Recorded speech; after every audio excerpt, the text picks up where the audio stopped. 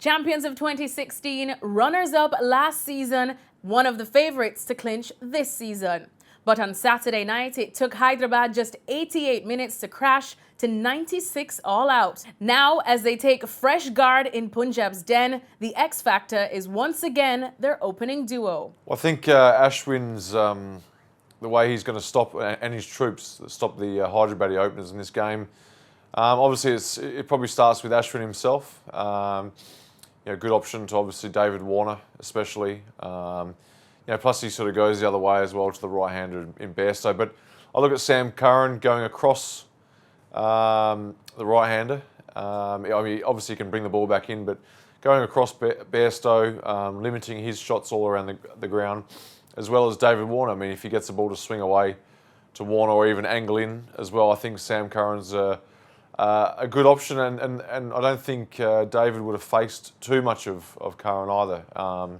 He's sort of come of age in the last sort of 12 months, while Warner hasn't been playing. So obviously Bairstow would have seen quite a bit of him, which could be a little bit of a disadvantage. But keeping it simple and obviously good delivery is going to get the good batsmen out. When the season's two highest run getters fell cheaply in the last game, Hyderabad's middle order was caught unaware. Punjab would do well to dismiss Warner and Bairstow early, and the key could be in recent statistics. While Warner has got out 5 times to left-arm pacer since 2016, Bairstow has had an even clearer dismissal pattern. The right-hander from Yorkshire has fallen to leg spinners 5 times out of 5 this season. This will make Punjab's other Ashwin very interested in bowling to him early on. Given the last match, will the visitors seek to fortify their middle order? It's a very good team. Sunrisers Hyderabad, very sensible in the way they pick their players. They get seasoned T20 players, not big believers in having superstars. So it's a team that generally does well in the IPL, but no team is perfect in this IPL. And that's why we have these close matches that happen. And Sunrisers Hyderabad's weakness or the chink in their armour is their middle order, number 4, 5, 6. And it was badly exposed in that last match against Mumbai Indians. So my team for the next game is about addressing that issue of 4, 5, 6. So I've looked to get rid of Manish Pandey. He's got a lot of chances. I just see him as an underconfident player, and Deepak Hooda as well. So here's my team. No changes at the top. I've got David Warner and Johnny Bairstow to open the innings. Vijay Shankar stays at number 3. Then I've got, as I mentioned, a couple of changes that I've made with Shrivats Goswami and Ricky Bhui. I'm going to try these 2 young batsmen in the middle. I'll keep Yusuf Pathan just for that X factor. Some, 2-3 overs of big hitting is needed. Send Yusuf Pathan, so he stays in my team.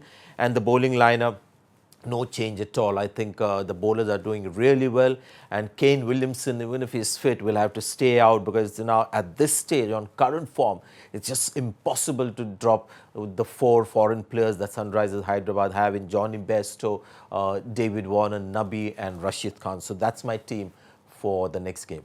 Punjab's middle order, on the other hand, has been much improved this year. Riding on Sarfraz Khan's form, the middle order batsmen have averaged over 50. On Monday, their tackling of Rashid Khan could well make a telling difference. I don't think there is any distinct change in the way he's bowled or that he's bowled badly and is not the same Rashid Khan. I think what happens is once you establish a certain kind of reputation, it's a bit similar to Bumrah as well.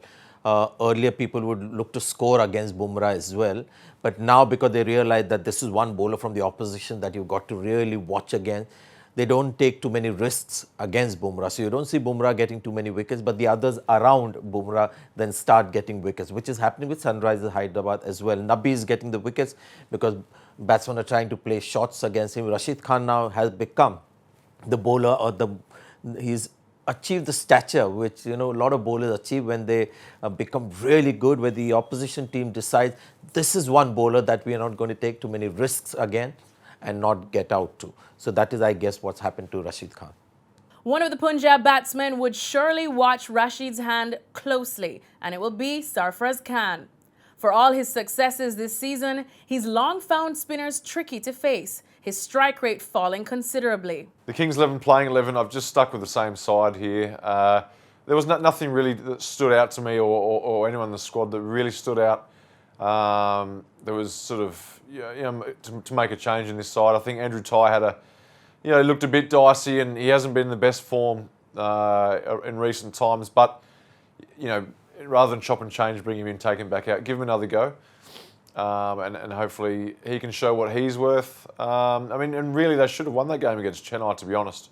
So I don't think there's any need for panic and change right now. So I think back that same 11 in again. Having missed the playoffs after a dream start last season, expect Ashwin's Punjab to give their all in every game. If things go as per the way the two teams have played so far, you got to say Sunrisers Hyderabad the likely winner. They've got more bases covered, but their middle order got exposed. If they make the right selections and address that, then it looks a better team than it did against Mumbai Indians the other night. But having said that, the problem with Kings 11 Punjab is they've got a guy called Chris Gale who hasn't quite fired, and if he does, well, then you see Andre Russell part 2 when Gale fires, and when that happens, nothing else matters. He just takes the game away from you. So if that happens, of course, Kings 11 Punjab. But if you put a gun to my head to pick the winner, I'm backing Sunrisers Hyderabad. I'm sticking with Hyderabad for this one, even though it's in Mohali. I just think they're a class act. Their bowling attack and obviously stands out. They've been a great bowling attack over a period of time now, and that their openers obviously explosive, the best opening combo in the comp, which is I think Kings 11 haven't quite got that the X factor enough to say that they're going to beat a big side like Hyderabad. Don't forget to like, share, subscribe and leave your comments in the comment section below. Click on the bell icon for notifications.